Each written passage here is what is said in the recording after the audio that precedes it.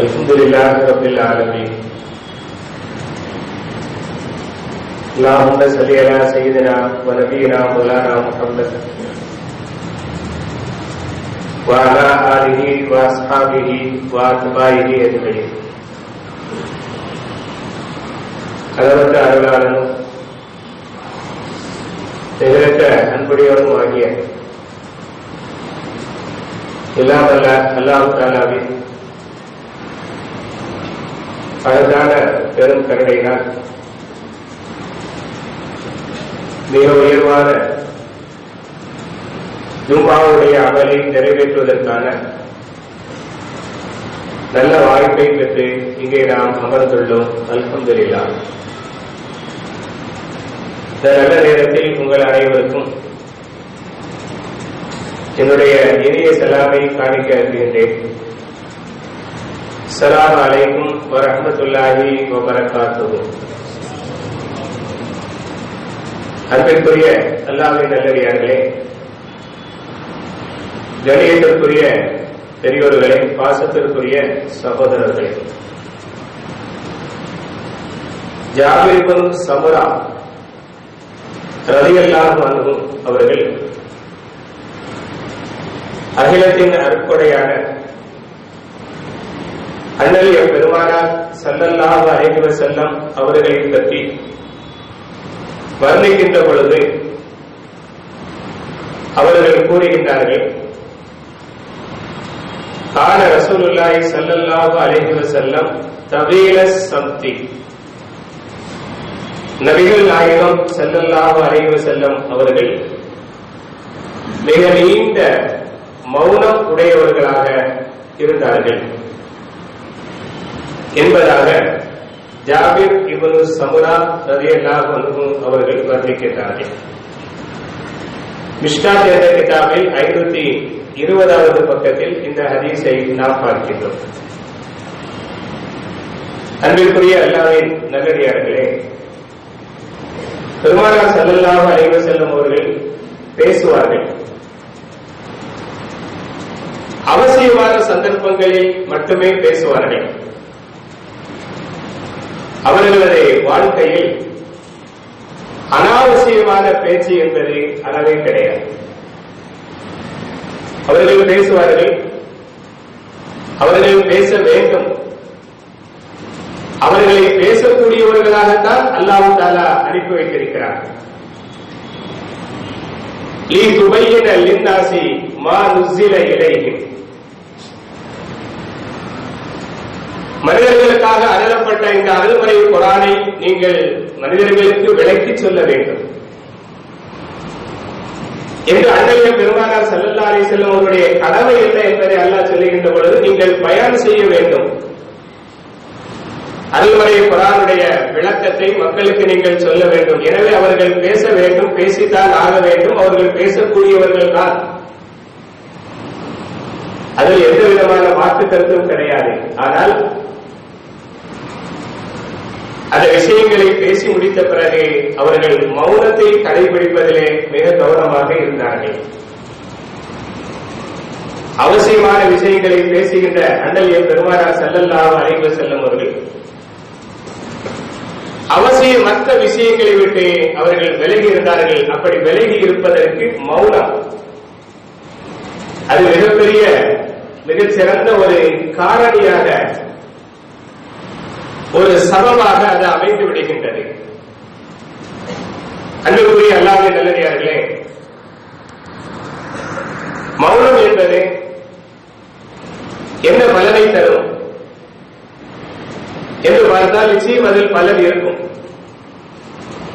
பலன் இருப்பதால் தான் பெருமானார் ஸல்லல்லாஹு அலைஹி வஸல்லம் அவர்கள் அதை கடைபிடிக்கின்றார்கள். என்ன பலனை தரும் என்றால் எல்லா பலன்களுக்கும் அதுதான் அடித்தளமாக இருக்கும். குறிப்பாக 1, 2 என்று நான் சொல்லிவிட முடியாது.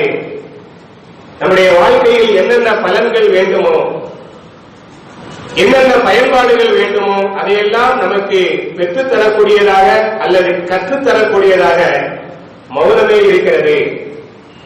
முதலில் அது நம்முடைய உள்ளத்தை சீர்படுத்துகின்றது. இரண்டாவது, நம்முடைய சிந்தனையை தெளிவுபடுத்துகின்றன. ஒரு மனிதனுடைய உள்ளம் சீராகி அவரது சிந்தனை தெளிவானால் அப்படிப்பட்ட மனிதனிடமிருந்துதான் ஆக்கப்பூர்வமான விஷயங்கள் எல்லாம் வெளிப்படக்கூடியதாக இருக்கும்.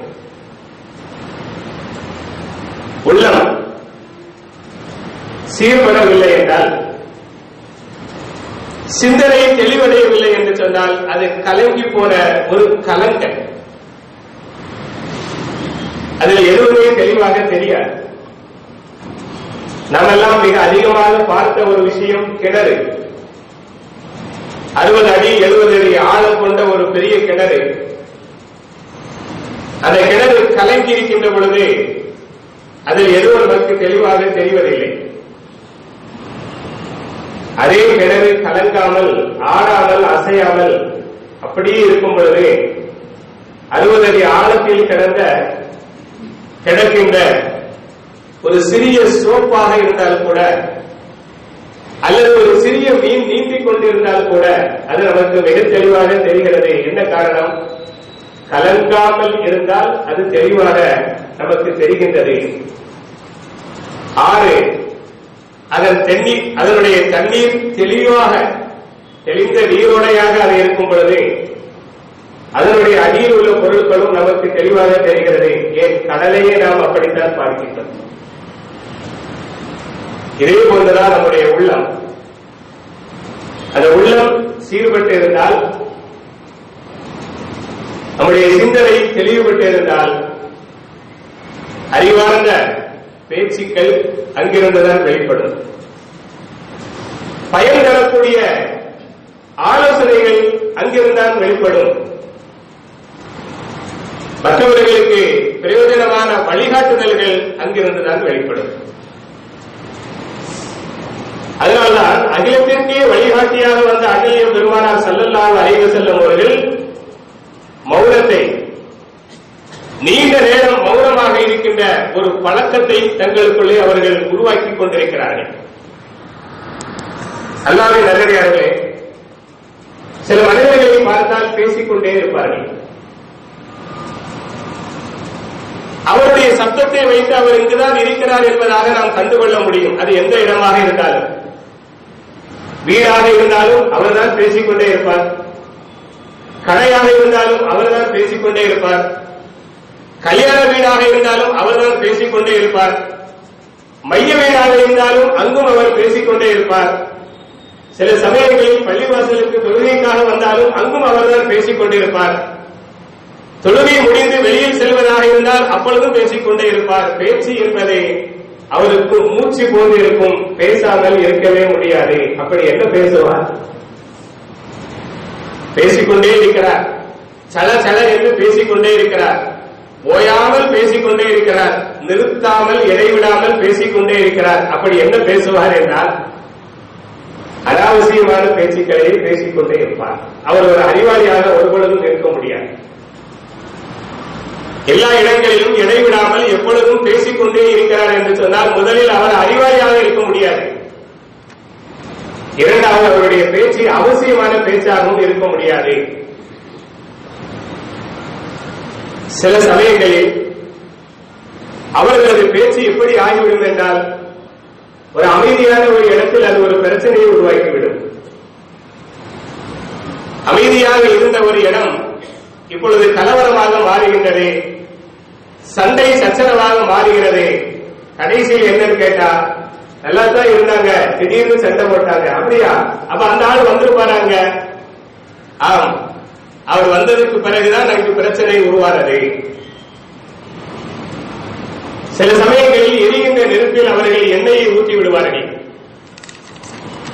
அது இன்னும் அதிகமாக எரிய ஆரம்பித்து விடும். இப்படிப்பட்ட நபர்களால் முதலில் அவர்களுக்கு அது ஒரு ஆபத்தாக மாறுகிறது. இரண்டாவது, சமூக வாழ்க்கை சீர்குலைவதற்கு அது மிகப்பெரிய ஒரு கெடுதியான ஒரு காரணமாக அமைந்து விடுகின்றன. ஆகவே ஒரு மனிதன், குறிப்பாக ஈமான் கொண்ட ஒரு மனிதன் என்ன நிலைப்பாட்டை எடுக்க வேண்டும்? என்பதற்கு பெருமானார் ஸல்லல்லாஹு அலைஹி வஸல்லம் அவர்கள் வழிகாட்டுகின்றார்கள். மன்கான யுமினு பில்லாஹி வல் யௌமில் ஆகிர் ஃபல்யகுல் கைரன் அவ் லியஸ்முத். ஒருவர் அல்லாஹ்வையும் மறுமை நாளையும் ஈமான் கொண்டவராக இருந்தால் அவர் நல்ல விஷயங்களை பேச வேண்டும். பேசுவதற்கு எந்த நல்ல விஷயமும் இல்லை என்று சொன்னால் அவர் மௌனமாக இருக்க வேண்டும் என்று நபிகள் நாயகம் ஸல்லல்லாஹு அலைஹி வஸல்லம் அவர்கள் சொன்னார்கள். நல்லதை பேசுங்கள்.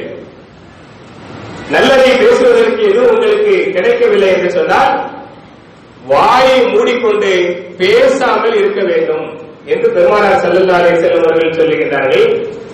இது ஈமான் கொண்ட ஒரு மூமினுடைய அடையாளமாக ஒரு பண்பாடாக இருக்க வேண்டும் என்பதையும் நபிகள் நாயகம் ஸல்லல்லாஹு அலைஹி வஸல்லம் அவர்கள் நமக்கு சுட்டிக்காட்டுகின்றார்கள். நல்லதை பேசுவது என்பது சாதாரண விஷயம் அல்ல. இன்றைக்கு நம்முடைய பேச்சில் நல்லது இடம்பெறுவதில்லை.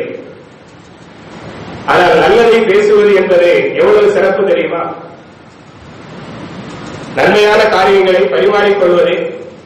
நாம் ஒரு ஹதீஸை படித்தோம் அல்லது ஒரு குர்ஆனுடைய ஆயத்தை விளங்கிக் கொண்டோம், அதை மற்றவர்களோடு நாம் பேசி பகிர்ந்து கொள்கின்றோம். இது நல்லதை பேசுவது. ஒரு நன்மையை ஏவுவது, ஒரு தீமையை தடுப்பது, இது நல்லதை பேசுவது. சாதாரண விஷயம் அல்ல. பெருமானார் ஸல்லல்லாஹு அலைஹி வஸல்லம் அவர்கள் சொன்ன அந்த அற்புதமான கருத்துக்களில் இந்த நல்லதை பேசுவது என்பது எப்படிப்பட்ட ஒரு சிறப்பு என்றால், நம்முடைய உடம்பில் 360 இணைப்புகள் இருக்கின்றன. அவைகள் சீராக இயங்குவதற்காக நாம் அல்லாஹ்வுக்கு நன்றி செலுத்த வேண்டும். அதற்காக 360 தர்மங்கள் செய்ய வேண்டும். அந்த தர்மங்கள் செய்வதற்கு பொருளாதார ரீதியாக அவருக்கு வாய்ப்பில்லை என்றால் நல்ல அமல்கள் மூலமாக அந்த தர்மத்தை செய்ய வேண்டும். அப்படிப்பட்ட நல்ல அமல்களில் ஒன்றை நபிகள் நாயகம் ஸல்லல்லாஹு அலைஹி வஸல்லம் அவர்கள் சொல்லும் பொழுது அவர் நல்ல வார்த்தையை பேசுவது. நாம் ஒரு நல்ல விஷயத்தை பேசினால் அது ஒரு தர்மத்துக்கு நிகராக மாறுகின்றது. சலாமை பரப்புவது, மக்கள் தூங்கும் பொழுது தஹஜ்ஜுத் தொழுவது, நல்ல வார்த்தைகளை பேசுவது, தீபுல் கலாம், நல்ல வார்த்தைகளை பேசுவது, இவைகள் ஒரு மனிதனை சொர்க்கத்தின் பக்கமாக அழைத்து செல்கின்றன என்று பெருமானார் ஸல்லல்லாஹு அலைஹி வஸல்லம் அவர்கள் சொன்னார்கள். எனவே நல்லதை பேசுவதற்கு எதுவுமே நம்மிடத்தில் இல்லை என்று சொன்னால் மௌனமாக இருக்க வேண்டும். அதனால்தான் நபிகள் நாயகம் ஸல்லல்லாஹு அலைஹி வஸல்லம் அவர்கள் தன்னை மிக நீண்ட நேரம் மௌனமாக இருக்கின்ற ஒரு நபராக உருவாக்கி கொண்டார்கள். அதை நம்மிடத்திலே கொண்டு வருவதற்காக அவர்கள் வழிகாட்டுகின்றார்கள். இன்னும் சிறப்பை சொன்னார்கள். முகானுர் ரஜுலி பிஸ்ஸம்தி அஃலலு மின் சித்தீன இபாதத்தி சித்தீன சனா. ஒரு மனிதன் கொஞ்ச நேரம் மௌனமாக ஒரு இடத்தில் அமர்ந்திருப்பது என்பது, எந்த நல்ல விஷயத்தையும் பேசுவதற்கான சூழல் இல்லை என்று சொன்னால் அங்கே அவர் மௌனமாக அமர்ந்திருப்பது. மற்றவர்கள் பேசுகின்றார்கள், பல கருத்துக்களை பரிமாறுகின்றார்கள், அதில் என்னவெல்லாமோ இடம்பெறுகிறது. அப்படிப்பட்ட அந்த இடத்திலே தான் பேசுவது என்பது உகந்தது அல்ல என்பதாக கருதி அவர் தன்னை மௌனப்படுத்திக் கொண்டார் என்றால், அந்த இடத்தில் எதையும் பேசாமல் தன்னை மௌனமாக்கிக் கொண்டால் 60 ஆண்டுகள் வணக்கம் செய்வதை விட அது மேலானது என்று பெருமானார் ஸல்லல்லாஹு அலைஹி வஸல்லம் அவர்கள் சொன்னார்கள். 60 வருஷம் இபாதத் செய்தால் என்ன நன்மை கிடைக்குமோ அதைவிட மிக்க மேலானதாக தன்னை மௌனப்படுத்திக் கொள்கின்ற மனிதர் நன்மையை அடைகின்றார் என்று பெருமானார் ஸல்லல்லாஹு அலைஹி வஸல்லம் அவர்கள் சொல்லுகின்றார்கள். ஒரு இடத்துல தீயதை பேசாமல் நல்லதை பேசுவதற்கான சூழல் அமையாத காரணத்தால் அவர் அந்த இடத்தில் மௌனமாக இருப்பதற்கு இவ்வளவு பெரிய நன்மையா என்று சொன்னால் நிச்சயமாக அந்த நன்மை கிடைக்கும். ஏனென்றால் அவர் அந்த இடத்துல ஒரு தீய விஷயத்தை பேசி அது ஒரு பிரச்சனைக்கும் ஒரு பிளவுக்கும் அது காரணமாக அமைந்து விடுமேயானால் அதனால் சமுதாயத்தினுடைய கட்டமைப்பும் சீரழிவது மட்டுமல்ல, இவருடைய எல்லா நல்ல அமல்களும் அழிந்துவிடும். எனவே தன்னுடைய அமல்கள் அழியாமல் பாதுகாப்பதற்காக சமுதாயத்தினுடைய அந்த கட்டமைப்பை வலுப்படுத்துவதற்காக தன்னை மௌனமாக்கிக் வைத்துக் கொள்வதன் காரணமாக அவர் இந்த நன்மையை பெற்று விடுகின்றார். ஏனென்றால் சமுதாயத்தில் ஒரு சீரழிவை, ஒரு பிரச்சனையை உருவாக்குவது என்பதை ஃபசாது தாத்தில் பைன் அல் ஹாலிகா என்று நபி அவர்கள் சொன்னார்கள். சமூகத்தில் ஒரு பிரச்சனையை உருவாக்கி சமூகத்தை பிளவுபடுத்துவது என்பது ஹாலிகா என்றார்கள். ஹாலிகா என்றால் தலைமுடியை சிரைக்கக்கூடிய. ஒருத்தர் மொட்டை போட்டாருன்னு சொன்னா அவருடைய தலையில ஒரு முடி கூட இல்லாமல் முழுவதுமாக அவருடைய தலையில் இருந்து அது நீங்கி விடுகிறது. பல பல என்று அந்த தலை மாறி விடுகிறது. ஒத்த முடி கூட இருக்காது. இதுபோன்று அந்த சமுதாயத்தை சீரழிப்பதற்கான காரியங்களை உருவாக்குவது என்பது, பேசுவது என்பது நம்முடைய எல்லா நன்மைகளையும், தலையில் இருந்து முடிகளை சிரைத்ததை போல நம்முடைய நன்மைகளை அழித்து விடுகிறது என்று நபிகள் நாயகம் ஸல்லல்லாஹு அலைஹி வஸல்லம் அவர்கள் சொன்னார்கள் என்றால், அப்ப அந்த மௌனத்தின் மதிப்பு என்பது எவ்வளவு உயர்ந்தது. 60 ஆண்டுகளுடைய இபாதத்தின் நன்மை அது தருகிறது என்று சொன்னால் இந்த அடிப்படையில் தான் என்பதை நாம் புரிந்து கொள்ள வேண்டும். அன்பிற்குரிய அல்லாஹ்வின் நல்லடியார்களே, பெருமானார் ஸல்லல்லாஹு அலைஹி வஸல்லம் அவர்கள் சஹாபாக்களை பக்குவப்படுத்தி நமக்கு வழிகாட்டி இருக்கிறார்கள். எனவே நாம் சஹாபாக்களுடைய வாழ்க்கையை படிக்கின்ற பொழுது, அந்த வாழ்க்கையை நாம் பார்க்கின்ற பொழுது நாம் எப்படி இருக்க வேண்டும், நாம் நம்மை எப்படி அமைத்துக் கொள்ள வேண்டும், எப்படி இருக்கிறேன், எப்படி இருந்தால் நல்லது என்று என்னை நானே சரிபடுத்திக் கொள்வதற்கு அந்த வாழ்க்கை ஒரு அழகிய கண்ணாடியாக அமைந்து விடுகிறது. அபூபக்கர் சித்திக் ரலியல்லாஹு அன்ஹு சஹாபாக்களில் ஆக உச்சத்தில் உள்ளவர்கள், மரியாதைக்குரியவர்கள். நபிமார்களுக்கு பிறகு இந்த உம்மத்தில் ஆக மிகச் சிறந்த மனிதர் அபூபக்கர் சித்திக் ரலியல்லாஹு அன்ஹு என்று நாம் நம்ப வேண்டும். அவர்கள் அந்த இடத்திற்கு வருவதற்காக அன்னைய பெருமானார் ஸல்லல்லாஹு அலைஹி வஸல்லம் அவர்கள் அவர்களை எப்படியெல்லாம் செதுக்கினார்கள், அவர்களை எப்படியெல்லாம் வடிவமைத்தார்கள் என்பதை நாம் பார்க்கும் பொழுது ஒவ்வொரு விஷயமாக அணுவாக என்று சொல்வார்களே, அதுபோன்று அபூபக்கர் சித்திக் ரலியல்லாஹு அன்ஹு அவர்களுடைய வாழ்க்கையை பெருமானார் ஸல்லல்லாஹு அலைஹி வஸல்லம் அவர்கள் கவனித்து ஒன்றன் பின் ஒன்றாக அணி கோர்த்ததை போல, மணி கோர்த்ததை போல அவர்களை பெருமானார் ஸல்லல்லாஹு அலைஹி வஸல்லம் அவர்கள் உருவாக்கி இருக்கிறார்கள். அந்த இடத்திற்கு அவர்களை கொண்டு வருவதற்காக அதற்கு ஏற்ப அவர்களும் தங்களை தயார்படுத்திக் கொண்டிருக்கிறார்கள். உதாரணத்திற்கு நாம் ஒரு நிகழ்ச்சியை பார்க்கலாம்.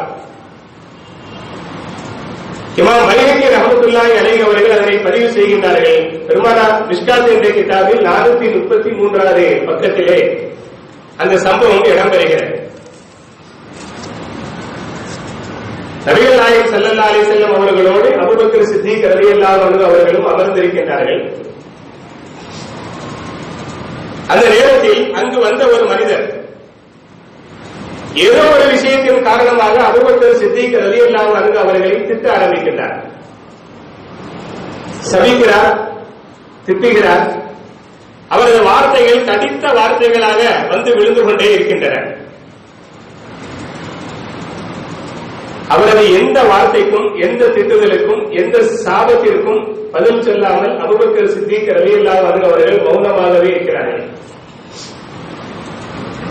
அபூபக்கர் சித்திக் ரலியல்லாஹு அன்ஹு அவர்கள் மௌனமாக இருக்கின்ற அந்த நேரமெல்லாம் பெருமானார் ஸல்லல்லாஹு அலைஹி வஸல்லம் அவர்கள் புன்னகையாக சிரித்துக் கொண்டே இருக்கிறார்கள். ஒருவர் தன்னை திட்டுகிறார், அவருக்கு தான் எந்த பதிலும் சொல்லவில்லை, நான் மௌனமாக இருக்கிறேன், ஆனால் அல்லாஹ்வுடைய தூதர் என்னுடைய மௌனத்தால் சிரிக்கிறார்கள் புன்னகையாக என்பதை கவனித்துக் கொண்டே இருந்தார்கள். சற்று நேரத்தில் அபூபக்கர் சித்திக் ரலியல்லாஹு அன்ஹு அவர்கள் அந்த மனிதனுடைய வரம்பு மீறிய பேச்சின் காரணமாக இவர்களும் பதிலுக்கு அவரை திட்ட ஆரம்பிக்கிறார்கள்.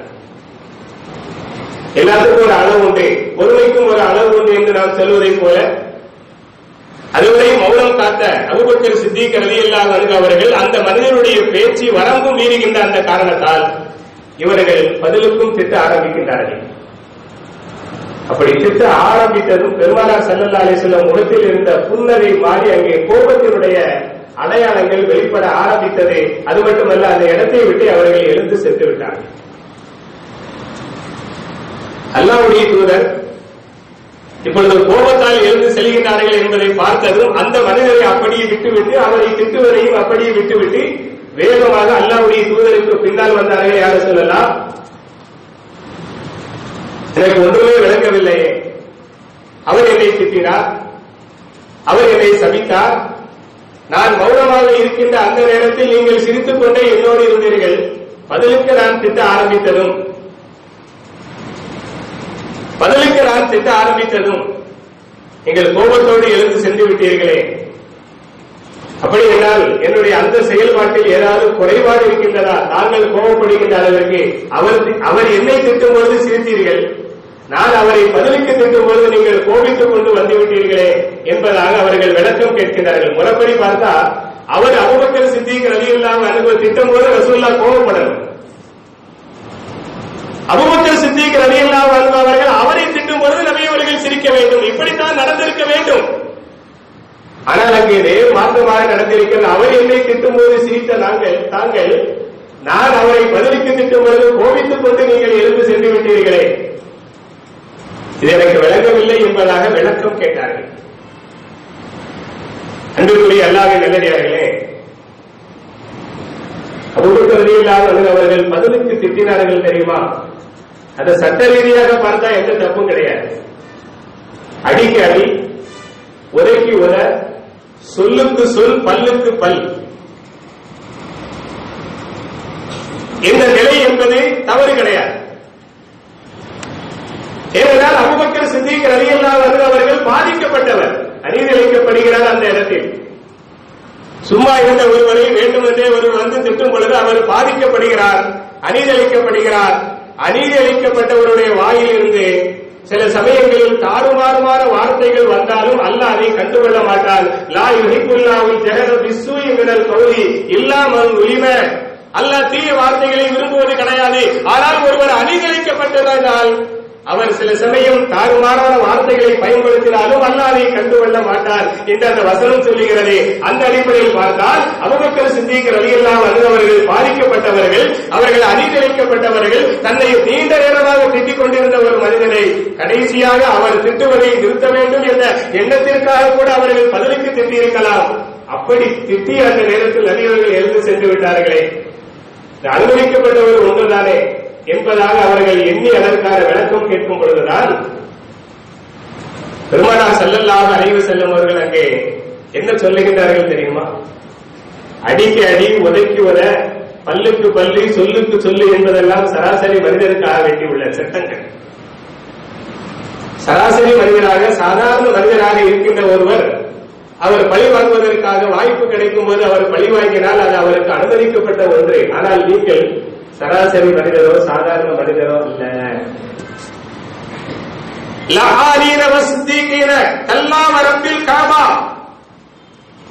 சித்திகாக இருக்கின்றவர் சபிப்பவராக இருக்க முடியுமா? காபாவின் மீது, காபாவுடைய ரப்பின் மீது ஆணையாக ஒரு பொழுதும் இருக்க முடியாது.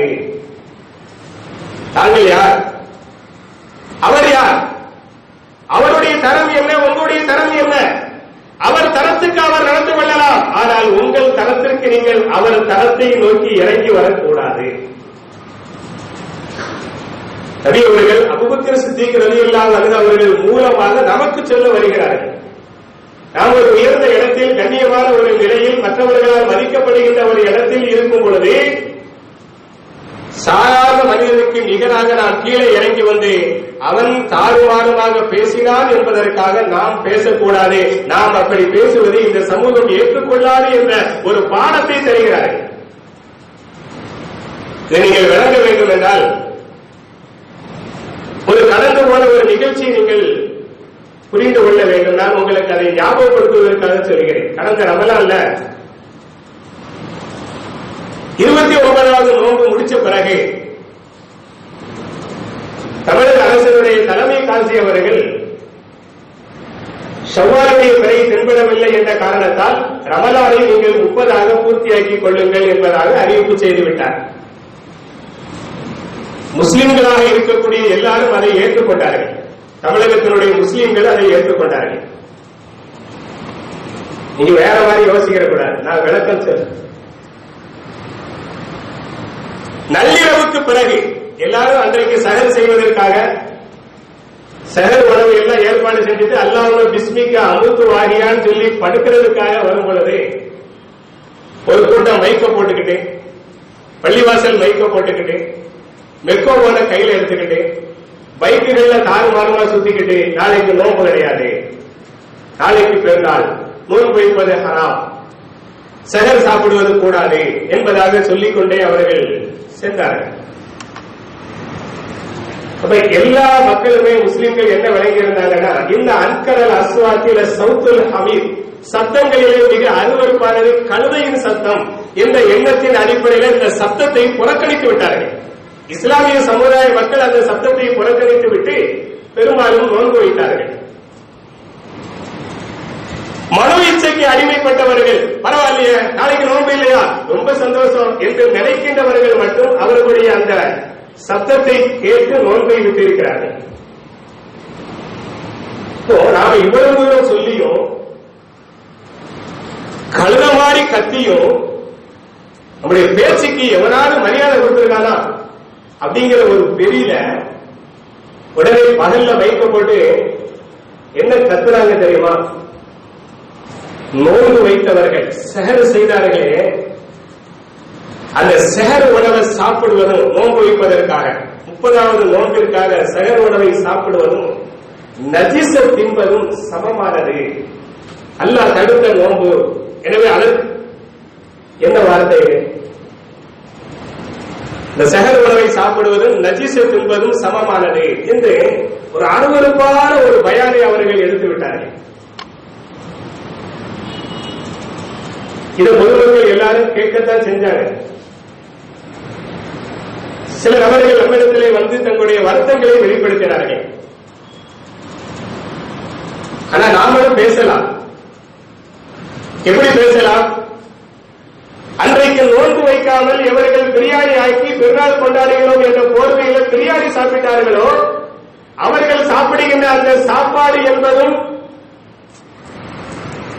அவர்கள் சொன்னார்களே அது போன்றுதான் என்று நாமளும் பேசலாம். ஆனா நாம பேசினோம்னா பொதுமக்கள் ஏற்றுக்கொள்ள மாட்டார்கள். ஏன் தெரியுமா? ஹசரத்மார்கள் இந்த மாதிரி பேசும் பொழுது பொதுமக்கள் ஏற்றுக்கொள்ள மாட்டார்கள். ஏன் தெரியுமா? அவன் பேசலாம், ஆனா நீங்க பேசலாமா? அவன் பேசலாம் அப்படி, ஆனா நீங்க பேசலாமா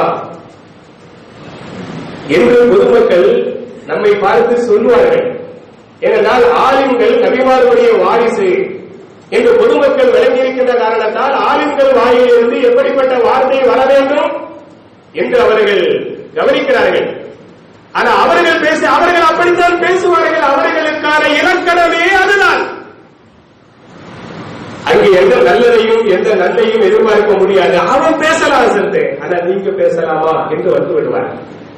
இது எப்படியோ இதே போன்றுதான் இங்கே நபிகள் நாயகம் ஸல்லல்லாஹு அலைஹி வஸல்லம் சித்திகீன வல்ல ஆகி, சித்திகாக இருக்கும் தாங்கள் உங்கள் வாயிலிருந்து திட்டுகின்ற வார்த்தை வெளிப்படலாமா என்று நபிகள் நாயகம் ஸல்லல்லாஹு அலைஹி வஸல்லம் அவர்கள் சொல்லி அபூபக்கர் சித்திக் ரலியல்லாஹு அன்ஹு அவர்கள் வழியாக நமக்கு புரிய வைக்கிறார்கள். பிறகு சொன்னார்கள், நான் இத்துடன் நிறைவு செய்கிறேன்.